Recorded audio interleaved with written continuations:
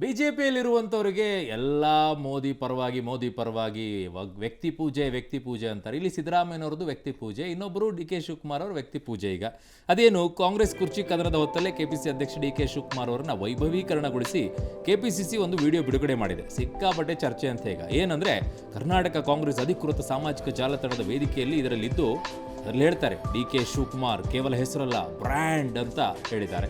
D K ವ್ಯಕ್ತಿಯಲ್ಲ, Congress ಪಕ್ಷದ ಶಕ್ತಿ ಅಂತ ಉಲ್ಲೇಖ.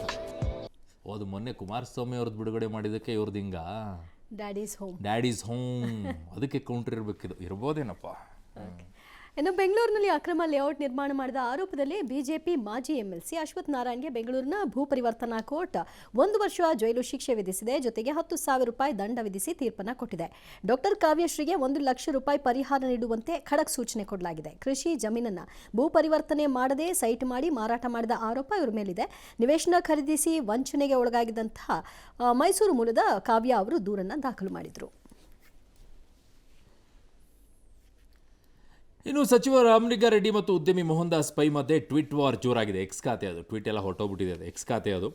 ರಸ್ತೆ ಗುಂಡಿ ವಿಚಾರದಲ್ಲಿ ಸರ್ಕಾರವನ್ನು ಟೀಕಿಸಿದಂಥ ಉದ್ಯಮಿ ಮೋಹನ್ ದಾಸ್ ಪೈ ಈಗ ಸಾರ್ವಜನಿಕ ಸಾರಿಗೆ ವ್ಯವಸ್ಥೆಯನ್ನು ಟೀಕಿಸಿದ್ದಾರೆ. ಸಾರಿಗೆ ಸಚಿವರಾಗಿ ನಿಮ್ಮ ಸಿದ್ಧಾಂತ ನಡೆಯಿಂದ ಉತ್ತಮ ಸಾರಿಗೆ ವ್ಯವಸ್ಥೆ ನೀಡುವಲ್ಲಿ ವಿಫಲರಾಗಿಬಿಟ್ಟಿದ್ರಿ, ಖಾಸಗಿ ವಲಯಕ್ಕೆ ಅವಕಾಶ ನೀಡಿ ಅಂತ ಕಟುಕಿದ್ದಾರೆ. 3 ವರ್ಷಗಳಿಂದ ಸಾರಿಗೆ ಸರಿಯಿಲ್ಲ, ಬಸ್ಗಳ ಸಂಖ್ಯೆ ಕಡಿಮೆ ಇದೆ. ಈ ಪೋಸ್ಟ್ಗೆ ಪ್ರತಿಕ್ರಿಯಿಸಿದ ರಾಮಲಿಂಗಾರೆಡ್ಡಿ ಅವರು, ಯಾವುದೇ ವೇದಿಕೆಯಲ್ಲಿ ನಿಮ್ಮೊಂದಿಗೆ ಮುಖಾಮುಖಿ ಚರ್ಚೆಗೆ ನಾನು ರೆಡಿ ಇದ್ದೀನಿ. ನಿಮ್ಮ ಜೊತೆಗೆ ಚರ್ಚೆ ಮಾಡೋಕ್ಕೆ ನಮ್ಮ BMTC MD ಸಾಕು. ದಯಮಾಡಿ ಬಂದು ವಾಸ್ತವಾಂಶಗಳನ್ನು ನೇರವಾಗಿ ಅವರೊಂದಿಗೆ ಚರ್ಚಿಸಿ. ನೀವು ಚರ್ಚೆಗೆ ಬರ್ತೀರಾ? ಎಕ್ಸ್ ಖಾತೆಯಲ್ಲಿ ಇದೇ ರೀತಿಯಾಗಿ ಮಾಡ್ಕೊಂಡು ಕೂಗ್ತೀರಾ ಅಂತೆಲ್ಲ ಪ್ರಶ್ನೆ ಕೇಳಿದ್ದಾರೆ. ನೀವು ಸಾರ್ವಜನಿಕ ಸೇವೆಯನ್ನು ಬ್ಯಾಲೆನ್ಸ್ ಶೀಟ್ ಆಧಾರದಲ್ಲಿ ನೋಡ್ತಾ ಇದ್ದೀರಿ, ನಾವು ಸಾರ್ವಜನಿಕ ಸಾರಿಗೆ ಸೇವೆಯಾಗಿ ನೋಡ್ತಾ ಇದ್ದೀವಿ. ಶಕ್ತಿ ಯೋಜನೆ ಮೂಲಕ ಕ್ರಾಂತಿ ಮಾಡಿದ್ದೇವೆ, ಇದು ಭಾರತದ ಇತಿಹಾಸದಲ್ಲಿ ಅತ್ಯಂತ ದೊಡ್ಡ ಆರ್ಥಿಕ ಸಬಲೀಕರಣ ಅಂತ ರಾಮಲಿಂಗಾರೆಡ್ಡಿ ಅವರ ಟಾಂಗು.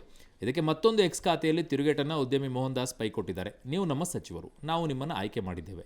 BMTC MD ನಮ್ಮ ಪ್ರತಿನಿಧಿಯಲ್ಲ, ಈ ವ್ಯತ್ಯಾಸ ಅರ್ಥ ಮಾಡಿಕೊಳ್ಳಿ ಅಂತ ಅವರದ್ದು. ಗದಗ ಜಿಲ್ಲೆಯ ಲಖುಂಡಿಯಲ್ಲಿ ನಿಧಿ ಉತ್ಖನನ ಕಾರ್ಯ ಮುಂದುವರಿತು. ನಿಧಿಗೆ ಘಟಸರ್ಪ ಕಾವಲಿರುತ್ತೆ ಅನ್ನೋ ಪ್ರತೀತಿಯಂತೆಯೇ ಇವತ್ತು ಬೆಳಗ್ಗೆನೆ ಉತ್ಖನನ ಸಂದರ್ಭದಲ್ಲಿ ಸರ್ಪ ಪ್ರತ್ಯಕ್ಷವಾಗಿದೆ. ಉತ್ಖನನ ಮೇಲ್ವಿಚಾರಕ ಸಿಬ್ಬಂದಿ ಹಾವನ್ನು ರಕ್ಷಣೆ ಮಾಡಿದ್ದಾರೆ. ಈ ಮಧ್ಯೆ ಗಜೇಂದ್ರಗಢದ ಸೋಡಿಜೋಡು ಕಳಸ ದೇವಸ್ಥಾನದಲ್ಲಿ ನಿಧಿ ಕಳ್ಳತನ ಆರೋಪ ಕೇಳಿಬಂದಿದೆ.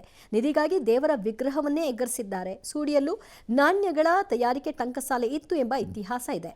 ಈ ಮಧ್ಯೆ ಉತ್ಖನನ ಕಾಮಗಾರಿ ಕಾರ್ಯಕ್ಕೆ ಅಪಸ್ವರ ಬಂತು. ಶ್ರೀಕೋಟೆ ವೀರಭದ್ರೇಶ್ವರ ದೇವಸ್ಥಾನದ ಕಮಿಟಿ ಸದಸ್ಯರು 14 ಅಡಿ ಆಳ ಆಗಿದ್ರೂ ಏನೂ ಸಿಗ್ತಾ ಇಲ್ಲ, ಹಾಗಾಗಿ ಕಾಮಗಾರಿಯನ್ನ ಮೊಟಕುಗೊಳಿಸಿ ಅಂತ ಆಗ್ರಹಿಸಿದರು. ಇನ್ನು ಆಸ್ಟ್ರೇಲಿಯಾದಲ್ಲಿ 16 ವರ್ಷದೊಳಗಿನ ಮಕ್ಕಳಿಗೆ ಸೋಷಿಯಲ್ ಮೀಡಿಯಾ ಬ್ಯಾನ್ ಮಾಡಿದ್ದಾರೆ. Very good. ಇಂಥದ್ದೇ ನಿಯಮವನ್ನು ರಾಜ್ಯದಲ್ಲಿ ಜಾರಿಗೆ ತರೋಕೆ ವಿಧಾನಸಭೆಯಲ್ಲಿ ಬಿಜೆಪಿ ಶಾಸಕ ಸುರೇಶ್ ಕುಮಾರ್ ಸಲಹೆ ಕೊಟ್ಟಿದ್ದಾರೆ. ಮೊಬೈಲ್ನಲ್ಲಿ ಮಕ್ಕಳು ಅಶ್ಲೀಲ ದೃಶ್ಯಗಳನ್ನು ನೋಡ್ತಾ ಇದ್ದಾರೆ, ಇದು ಗಂಭೀರ ವಿಷಯ. ಆಸ್ಟ್ರೇಲಿಯಾ ಮಾದರಿಯಲ್ಲಿ ನಮ್ಮಲ್ಲೂ ಅಂಥದ್ದೊಂದು ನಿಯಮ ಅಗತ್ಯ ಇದೆ ಅಂತ ಸಲಹೆ ಕೊಟ್ಟಿದ್ದಾರೆ. ಈ ವೇಳೆ ಸಚಿವ ಪ್ರಿಯಾಂಕ ಖರ್ಗೆ ಇದು ಒಳ್ಳೆಯ ಸಲಹೆ. ಒಪ್ಕೊಂಡಿದ್ದಾರಾ? ನಾವು ಮೇಟಾ ಜೊತೆಗೆ ಚರ್ಚೆ ಮಾಡ್ತೀವಿ. AI ಮೂಲಕ ಸೋಷಿಯಲ್ ಮೀಡಿಯಾಗೆ ಮಕ್ಕಳಿಗೆ ನಿಯಂತ್ರಣ ಮಾಡುವ ಪ್ರಯತ್ನ ನಡೆದಿದೆ ಅಂತಿದ್ದಾರೆ. ಅದು 16 ಬೇಡ, 18 ವರ್ಷನೇ ಮಾಡಿ. PUC ಮುಗಿಯೋವರೆಗೂ ಕೂಡ ಸೋಷಿಯಲ್ ಮೀಡಿಯಾಗಳು ಬೇಡ, ನೆಟ್ಗೆ ಇರಲಿ ಅವರು ಮಕ್ಕಳು. 18 ವರ್ಷ ಇಟ್ಕೊಳ್ಳಿ, 16 ವರ್ಷ ಬೇಡ. ಮಕ್ಕಳು ಏನಿದ್ದಾರೆ 16 ವರ್ಷದವರೆಗೂ ಅವ್ರಿಗೆ ಸೋಷಿಯಲ್ ಮೀಡಿಯಾ ಎಕ್ಸ್ಪೋಜರ್ ಬೇಡ ಅಂತ. ಯಾಕಂದ್ರೆ ಬಹಳ ಅಪಾಯಕಾರಿ.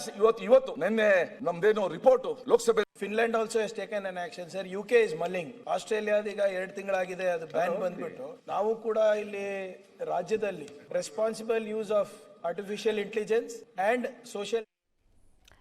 ರಾಜ್ಯದ ಹಲವೆಡೆ ಲೋಕಾಯುಕ್ತ ದಾಳಿ ನಡೆದಿದೆ. ಬೆಂಗಳೂರಿನಲ್ಲಿ ಲಂಚ ಪಡೆಯುವಾಗಲೇ ಪೊಲೀಸ್ ಇನ್ಸ್ಪೆಕ್ಟರ್ ರೆಡ್ ಹ್ಯಾಂಡ್ ಆಗಿ ಸಿಕ್ಕಿಬಿದ್ದಿದ್ದಾರೆ. ನಿನ್ನೆ ಬೆಂಗಳೂರಿನ KP ಅಗ್ರಹಾರ ಪೊಲೀಸ್ ಠಾಣೆಯ ಇನ್ಸ್ಪೆಕ್ಟರ್ ಗೋವಿಂದರಾಜು 4 ಲಕ್ಷ ಲಂಚ ಪಡೆಯುವಾಗ ಲೋಕಾಯುಕ್ತ ಪೊಲೀಸರ ಬಲೆಗೆ ಬಿದ್ದಿದ್ದಾರೆ. ಚೀಟಿ ವ್ಯವಹಾರಕ್ಕೆ ಸಂಬಂಧಪಟ್ಟ ಹಾಗೆ ಪ್ರಕರಣವೊಂದರಲ್ಲಿ ವ್ಯಕ್ತಿಯೊಬ್ಬರನ್ನ ಕೇಸ್ನಲ್ಲಿ ಸಿಕ್ಕಿಸೋದಾಗಿ ಬೆದರಿಸಿ ಇನ್ಸ್ಪೆಕ್ಟರ್ ಲಂಚಕ್ಕೆ ಬೇಡಿಕೆಯನ್ನು ಕೊಟ್ಟಿದ್ದಾರೆ. ಮೊದಲಿಗೆ 1 ಲಕ್ಷ ಇಸ್ಕೊಂಡಿದ್ದಾರೆ. ಇವತ್ತು 4 ಲಕ್ಷ ಸ್ವೀಕಾರ ಮಾಡೋ ಹೊತ್ತಿನಲ್ಲಿ ಟ್ರ್ಯಾಪ್ ಆಗಿದ್ದಾರೆ. ಲೋಕಾಯುಕ್ತ ದಾಳಿ ವೇಳೆ ಇನ್ಸ್ಪೆಕ್ಟರ್ ಗೋವಿಂದರಾಜು ಭಾರಿ ಹೈಡ್ರಾಮಾ ಕೂಡ ಕ್ರಿಯೇಟ್ ಮಾಡಿದ್ರು.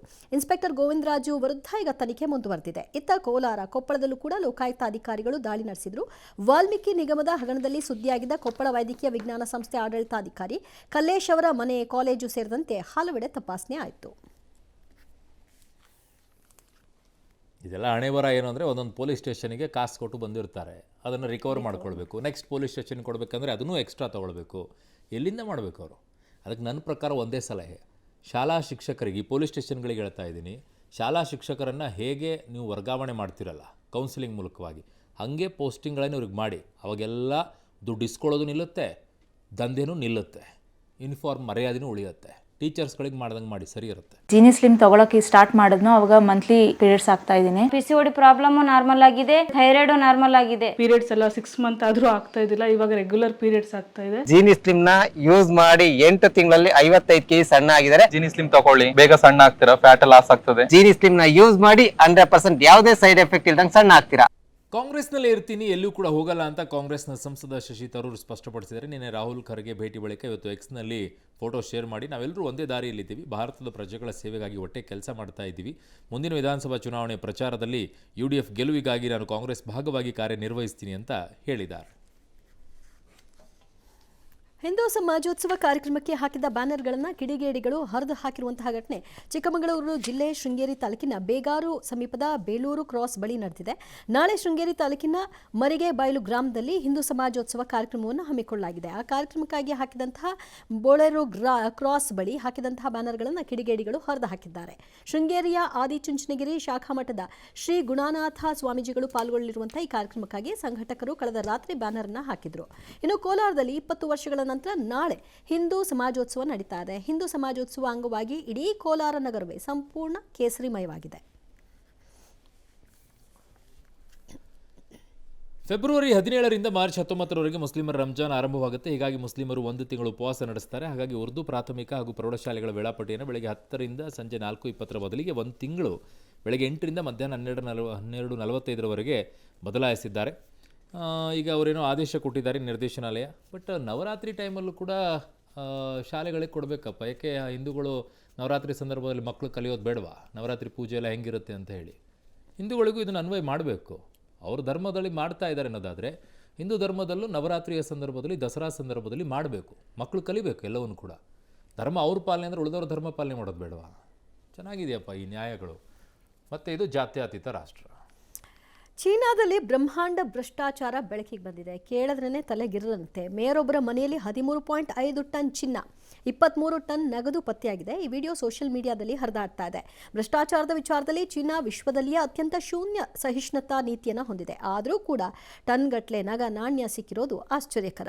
ನಗದಿನ ಪ್ರಮಾಣವನ್ನು ಲೆಕ್ಕ ಹಾಕೋಕ್ಕೆ ಸಾಧ್ಯ ಆಗಿಲ್ಲ. ಹಾಗಾಗಿ ತೂಕ ಮಾಡಿ ವಶಕ್ಕೆ ಪಡ್ಕೊಂಡಿದ್ದಾರೆ. ಚೀನಾ ತನಿಖಾಧಿಕಾರಿಗಳ ಪ್ರಕಾರ ಈ ಭ್ರಷ್ಟ ಮೇಯರ್ ಚೀನಾ ಮಾತ್ರ ಅಲ್ವಂತೆ, ವಿದೇಶದಲ್ಲೂ ಕೂಡ ದುಬಾರಿ ಹೋಟೆಲ್, ವಿಲ್ಲಾಗಳು, ಐಷಾರಾಮಿ ಆಸ್ತಿಗಳನ್ನು ಮಾಡಿದ್ದಾರಂತೆ. ಮಾಧ್ಯಮದ ವರದಿಯ ಪ್ರಕಾರವಾಗಿ ಈ ಮೇಯರ್ ಜಾಂಗ್ ಅಂತ ಗೊತ್ತಾಗಿದೆ. ಏನಾಗಿದೆ ಗೊತ್ತಾ, ಪಾಪ್ಯುಲೇಷನ್ನಲ್ಲಿ ಅವ್ರು ಮೀರಿಸ್ಬಿಟ್ಟಿದ್ದೀವಲ್ಲ, ಅದಕ್ಕೆ ಭಾರತದವ್ರ ಭ್ರಷ್ಟಾಚಾರಕ್ಕೆ ಅಂತ ನಾನು ಮೀರಿಸೋಣ ಅಂತೇಳಿ ಕಾಂಪಿಟೇಷನ್ಗೆ ಬಿದ್ದಂಗೆ ಇರಬೇಕು. ಇವ್ರನ್ನ ಯಾರು ಬೀಟ್ ಮಾಡೋಕ್ಕಾಗಲ್ಲ ಬಿಡಿ, ಚಾನ್ಸೇ ಇಲ್ಲ, ಯಾರೂ ಆಗಲ್ಲ. ಏನ್ರಿ ಅದು 13 ಆಲ್ಮೋಸ್ಟ್ 13 ಟನ್ ಅಂದರೆ 13,000 kg ಅಲ್ವಾ? ಹೌದು, 13,000 kg ಚಿನ್ನ. ಅಯ್ಯಪ್ಪ, 10 ಗ್ರಾಮ್ 20 ಗ್ರಾಮ್ ಲೆಕ್ಕ ಹಾಕ್ಕೊಂಡು ಕೂತಿದ್ದೀವಿ. 13,000 kg. ಆಮೇಲೆ 23 ಟನ್ನು ಅಂದರೆ 23,000 kg ದುಡ್ಡು. ದೇಶದಲ್ಲಿ ಮತ್ತೆ ನಿಫಾ ವೈರಸ್ ಆತಂಕ ಶುರುವಾಗಿದೆ. ಪಶ್ಚಿಮ ಬಂಗಾಳದ ಉತ್ತರ ಪರಗಣ ಜಿಲ್ಲೆಯ ಬರಾಸತ್ನ 2 ಪ್ರಕರಣಗಳು ದೃಢಪಟ್ಟಿದೆ. ಈ ಬೆನ್ನಲ್ಲೇ ವಿಶ್ವ ಆರೋಗ್ಯ ಸಂಸ್ಥೆ ತೀವ್ರ ನಿಗಾ ಇಟ್ಟಿದ್ದು, ಆದರೆ ಈಗ ವಿಶ್ವ ಆರೋಗ್ಯ ಸಂಸ್ಥೆ ಭಾರತದಲ್ಲಿ ನಿಫಾ ವೈರಸ್ ಹರಡುವ ಅಪಾಯ ಕಡಿಮೆ ಆಗಿದೆ ಅಂದಿದೆ. ಆದರೆ ಜಗತ್ತಿನ ಹಲವು ರಾಷ್ಟ್ರಗಳಲ್ಲಿ ನಿಫಾ ಭೀತಿ ಆವರಿಸಿದೆ. ಹೈ ಅಲರ್ಟ್ ಘೋಷಿಸಿದ್ದಾರೆ. ಏನಿರಲಿ, ಎಲ್ಲಿಂದನೂ ಬಂದರೆ ಥೈಲ್ಯಾಂಡ್, ಮಲೇಷ್ಯಾ, ಸಿಂಗಾಪುರದಿಂದ ಬರುವಂಥವ್ರ ಬಗ್ಗೆ ಒಂಚೂರು ಚೆಕ್ ಮಾಡೋದನ್ನು ಒಳ್ಳೆಯದು ಅಂತ ಕಾಣಿಸುತ್ತೆ ವಿದೇಶದಿಂದ ಬರೋರಿಗೆ.